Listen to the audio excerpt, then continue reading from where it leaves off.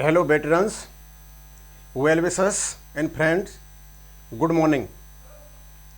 मैं आपको बताना चाहूँगा आज 6 तारीख है और अभी तक ऐसी कोई सूचना नहीं है कि पिटिशनर्स की ओर से कोई क्यूरेटिव पिटीशन लगाई गई है या नहीं।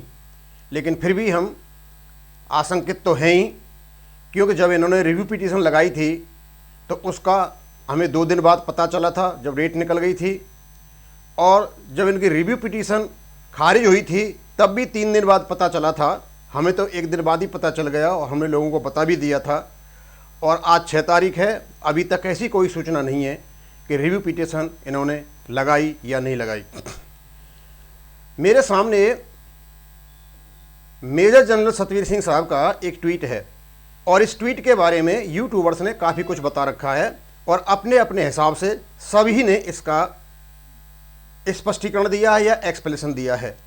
तो मैंने वहीं से यूट्यूब से इसको लिया और मैंने इसमें देखा कि गोल पोस्ट किस तरीके से चेंज किए जा रहे हैं। वो लिखते हैं, बकाया पर और ओआरओपी एरियर और बकाया पर कानूनी नोटिस का जवाब नहीं देना भारत सरकार के लिए गंभीर चिंता और पीड़ा का कारण है। हम कहां जा रहे हैं? न्यायिक फैसले को लागू नहीं करने से सरकार लोकतंत्र पर प्रतिकूल प्रभाव डालेगी और हमारे संविधान की प्रस्तावना के खिलाफ गंभीर होगी। ये कहना चाहते हैं कि भारत सरकार ने जो ओआरओपी 2 का इम्प्लीमेंटेशन है माननीय सुप्रीम कोर्ट के बावजूद लागू नहीं किया है। इससे संविधान और डेमोक्रेसी, नीचे के इंग्लिश में यही अर्थ निकलता है, दोनों ही खतरे में आ गए। और भी इन्होंने पहले कई बातें कही थी जो गोल पोस्ट या ओआरओपी बदलते रहे। एक बार कहा था कि देश का सैनिक सड़कों पर, फिर उन्होंने ये भी कहा था कि चीन ने हमारा 43,000 वर्ग किलोमीटर क्षेत्र हथिया लिया है। मैं इसका जो एक्सप्लेनेशन करूंगा, एनालिसिस करूंगा, उसी बेस पे करूंगा जो आजकल माहौल चला हुआ है। लेकिन उससे पहले मैं एक कहानी बताना चाहता हूं। 2 शेर थे, ताकतवर थे। एक दूसरे में ताकत का फर्क था। एक जो ताकतवर शेर था वो चुप रहता था, किसी की फिक्र नहीं करता था, और दूसरा जो शेर था वो अपनी सक्रियता में सबसे आगे था। दोनों शेरों ने एक बार मिल करके, और अधिकतर करते थे, एक किसान था, उसका 1 एकड़ जमीन थी, उस पर वो अपना गुजारा बसारा करता था। उस पर जाकर के वो कुश्ती लड़ा करते थे सैनिकों की तरह, और उसकी जो फसल थी उसको बर्बाद किया करते थे। जो शांत शेर था, निष्फिक्र शेर था, उसे तो कोई चिंता थी नहीं। लेकिन दूसरा भी शेर क्यों नहीं था, क्योंकि नाम उसका शेर था, तो वो भी करता रहता था। किसान बहुत परेशान हो गया, अदालत गया। अदालत में उसने गुहार लगाई, माय लॉर्ड, मेरे खेत को इन लोगों ने बर्बाद कर दिया है, आप हमें बचाइए। निर्णय आया, फरमान सुनाया गया और कहा गया कि आप दोनों 90 दिन के अंदर लड़ना झगड़ना बंद करें, नहीं तो तुम पर जुर्माना लग जाएगा। दोनों शेर बड़े खुश हुए, बोले 90 दिन का और टाइम मिल गया, हम इसके खेत में नुकसान पहुंचा सकते हैं। लेकिन जब 90 दिन पूरे होने लगे तो दोनों शेर आपस में मिल गए और दोनों ने कहा कि भाई जुर्माना देना पड़ेगा, हम दोनों मिल जाते हैं, हम एक किसान के खिलाफ ही केस कर देते हैं। दोनों कोर्ट में गए और जाकर के इन्होंने अदालत में कहा, योर लॉर्ड, माय लॉर्ड, हमारा कोई कसूर नहीं है, यह किसान का ही कसूर है, क्योंकि ना तो इसके पास इन जंगलों के बीच में 1 एकड़ जमीन होती और ना हमें यह समतल स्थान मिलता लड़ने के लिए, और ना हम लड़ते और ना इसका नुकसान होता। जज साहब को बड़े ही असमंजस में डाल दिया और उल्टा किसान को ही फंसा दिया और एक दूसरे का सहयोग करने लगे दोनों शेर। हमें पता नहीं, एक शेर जो है वो भारत सरकार है और एक शेर हमारे जंतर मंतर पर बैठे हुए जो एक्स सर्विसमैन हैं या पिटीशनर्स हैं वो हैं। भारत सरकार ने चुप्पी साध रखी है, एक भी शब्द बाहर नहीं निकल रहा है। कोई भी डिपार्टमेंट, चाहे वो भारत सरकार हो, चाहे एमओडी हो, चाहे DSW हो, चाहे CGD हो, चाहे PCD हो, या कोई भी व्यक्ति इस डिपार्टमेंट से हो, एक भी ये नहीं कह रहा है कि भाई OROP पे क्या हो रहा है। ऐसा OROP 1 में तो नहीं था, पल पल की खबर मिल रही थी।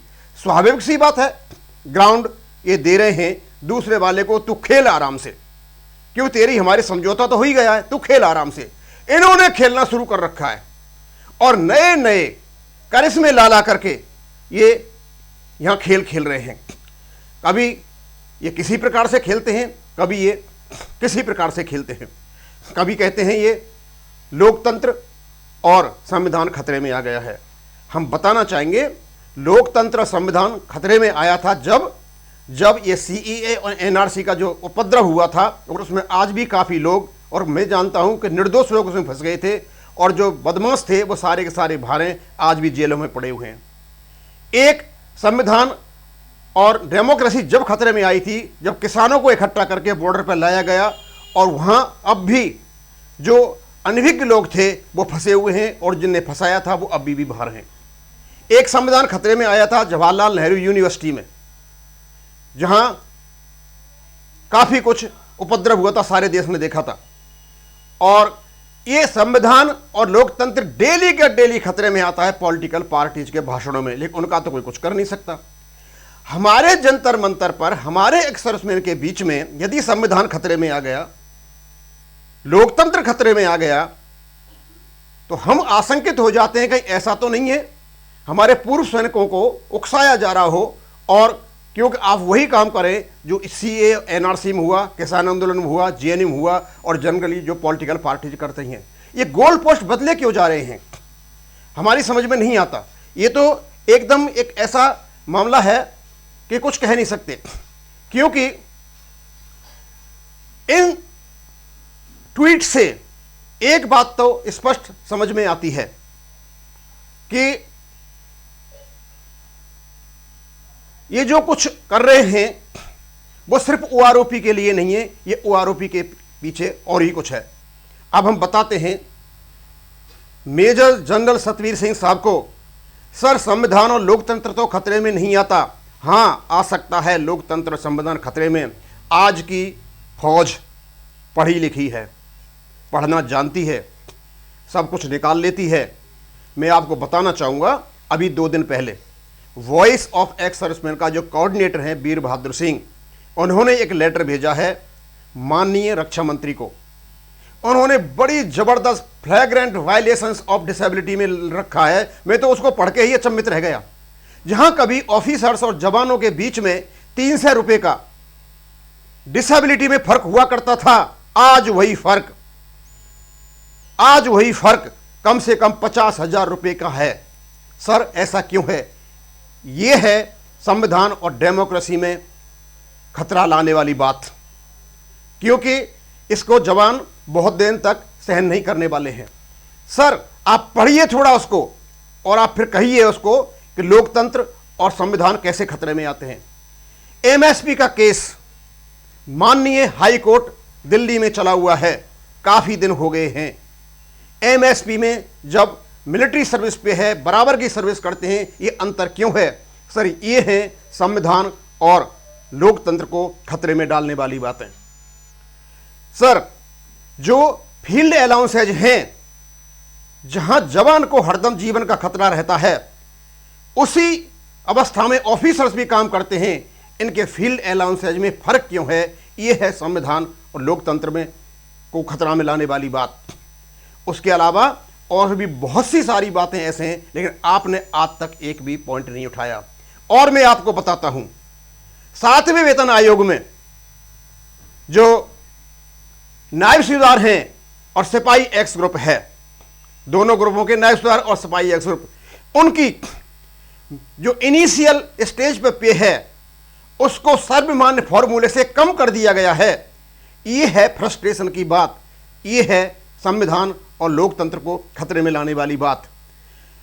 ये जो जितने भी आप लोगों को बता रहे हैं, आप ऐसा नहीं करें कि हमारे जो सैनिक हैं जो जंतर मंतर पर बैठे हुए हैं, या इस प्रकार के वाक्यों से भड़क जाएं और इनकी ज़िंदगी खराब हो जाए। हाँ, जब देश का सैनिक सड़कों पर आपने किया था, आपने संयुक्त किसान मोर्चा के साथ मिलकर के, यूथ ऑर्गेनाइजेशन के साथ मिलकर के देश में उपद्रव करने की कोशिश की थी, लेकिन वो आपकी सफल नहीं हो पाई, क्योंकि एक्स सर्विसमैन बहुत तेज हैं, बहुत चतुर हैं और इन सब बातों को समझ चुके हैं।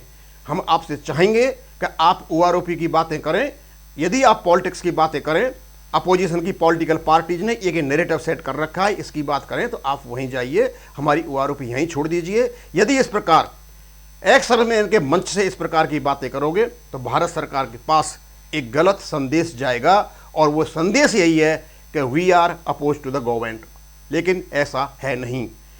और यदि हम यही भी चाहेंगे कि आपके साथ ये जितने भी एक्स सर्विसमैन बैठे हुए हैं, आप इनको बताएं, क्योंकि ये प्रभावशाली व्यक्ति हैं, ये 2 शेरों में से एक शेर हैं, ये बताएं कि भारत सरकार MSP बराबर करे, भारत सरकार जो डिसेबिलिटी में जो अंतर है उसको ठीक करे, भारत सरकार फील्ड अलाउंसेज में जो अंतर है उसको ठीक करे, 7वें वेतन आयोग में जो विसंगतियां पैदा की हैं एक्स सिपाही और एक्स और वाई नायब सवारों के पे स्केल सेटल में, उसको ठीक करें। हम आपको यकीन दिलाते हैं कि संविधान खतरे में नहीं आएगा, और ना संविधान खतरे में है, और ना हमारे एक्स सर्विसमैन किसी भी प्रकार से CA NRC की तरह या JNU की तरह या कुछ किसान जो आंदोलन के लोग थे उनकी तरह आपके बहकावे में आने वाले हैं। ये बिल्कुल OROP के लिए बहकावे में नहीं आएंगे, ये सड़कों पर नहीं उतरेंगे, ये किसी प्रकार से ऐसा काम नहीं करेंगे जिससे ये अपने जीवन को खतरे में डाल लें, क्योंकि इनका तो जल्द ही रिटायरमेंट की वजह से स्वयं ही अपने बच्चों का पालन पोषण बहुत इनका मुश्किल हो रहा है। और ये कोई ज़रूरी नहीं है कि सड़कों पर उतर के, और कोई भी सरकार हो, नहीं करेगी। मैं आपको बताना चाहूँगा कि संविधान और डेमोक्रेसी उस समय खतरे में नहीं आई जब हमारी 70% से 50% पेंशन कर दी गई थी। ये उस समय खतरे में नहीं आई जब OROP के लिए हम 45 साल तक संघर्ष करते रहे और हमको OROP तक नहीं दी गई। ये जब खतरे में नहीं आई जब हमारी पूर्ण OROP के लिए कोश्यारी कमेटी ने 1300 करोड़ रुपए का खर्चा बताया था, और UPA सरकार ने केवल 500 करोड़ रुपए हमारी OROP के लिए दिए थे। आज ये खतरे में आ रही है। ये OROP जो होनी ही लागू है, OROP 2 का इंप्लीमेंटेशन होना ही है, हर हालत में होना है, उसका नोटिफिकेशन है, उसका माननीय सुप्रीम कोर्ट की ओर से आदेश है, ये तो होना ही होना है, लेट हो या कभी हो। इससे संविधान और डेमोक्रेसी खतरे में नहीं आने वाले हैं, ये डिसाइडेड मैटर है। इसलिए इस प्रकार के भड़काऊ भाषण हमारे एक्स सर्विसमैन को न दें, और हम एक्स सर्विसमैन से भी अनुरोध करेंगे कि आप किसी प्रकार से अपने को मुसीबत में न डाल लें, क्योंकि ये जो पॉलिटिक्स है ये केवल पॉलिटिक्स खेली जा रही है, और पॉलिटिक्स के अलावा ये कुछ भी नहीं है।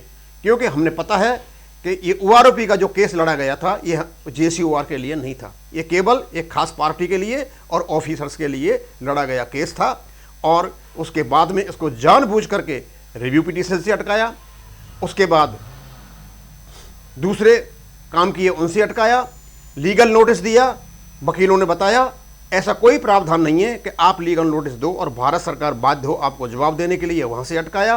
अभी क्यूरेटिव पिटीशन आपने नहीं लगाई है, लेकिन पूर्ण रूपेण पता नहीं है।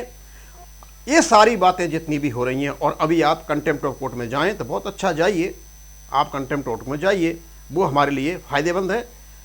लेकिन इस प्रकार की जो गणतंत्र, हमारा डेमोक्रेसी और हमारा लोकतंत्र जो खतरे में है, ये केवल और केवल ये पॉलिटिकल बातें हैं, हमें इनसे कोई भी कुछ लेना देना नहीं है। हम आशा करते हैं कि आप इस प्रकार की बातें नहीं करें, आप केवल और केवल OROP पर भी ध्यान दें। थैंक यू, धन्यवाद।